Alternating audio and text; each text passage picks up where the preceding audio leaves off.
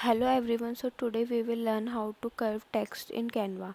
So first of all go to upload button and then click on choose file. Here I will select this photo and then click on open. So then click on use in new designs.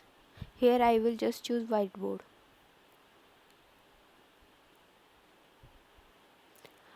Here click on Canva assistant and then select the text box. Here you can write the text you want to curve. I will write program and then I will increase its font size.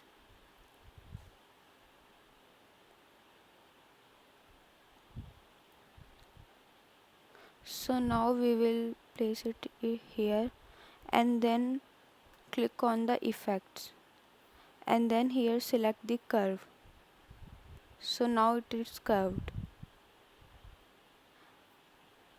And to curve text in Canva, select the image